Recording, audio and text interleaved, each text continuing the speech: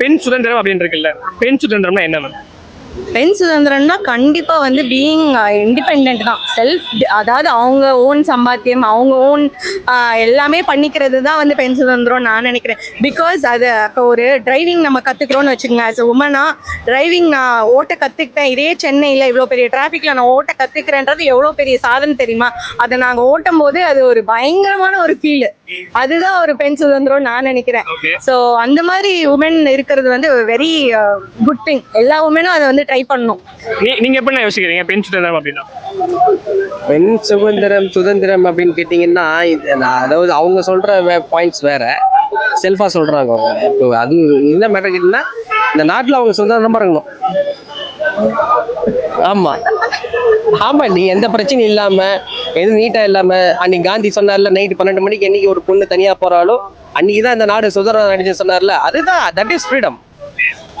Not on their. இப்ப இவங்க சொல்ற பாயிண்ட்ஸ் எல்லாமே வந்துட்டு தனித்துவம்.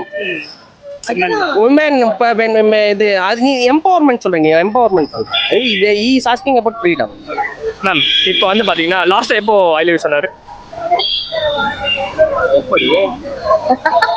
எனக்கு தெரிஞ்சு முந்தா அதெல்லாம் ரொம்ப கம்மி ப்ரோ. நாங்க வந்து அந்த மாதிரி கப்பல் கிடையாது. நம்ம அந்த லவ் யூ டவ்யா, ஐ லவ் யூ, அது இது நாங்க அந்த மாதிரி. ஆமா, டாம் அண்ட் ஜெர்ரி. நாங்க அந்த மாதிரி கிடையாது. லைக் எப்படின்னா சில் பண்ணுவோம், ஃபன்னா இருக்கும்.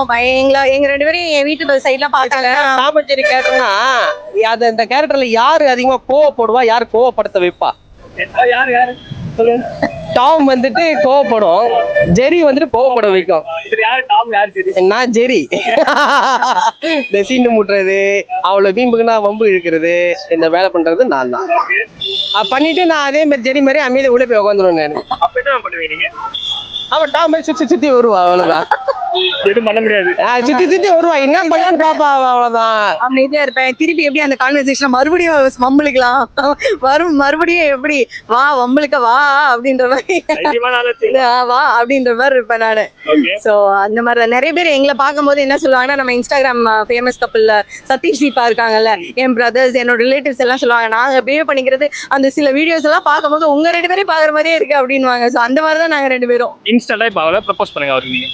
இன்ஸ்டன்ட்டா ப்ரப்போஸ் பண்ணணுமா? அதுல எங்களுக்கு எந்த மாற்றமும் இல்லை. I love you Sukanya. I love you விக்கிப்பா. Thank you.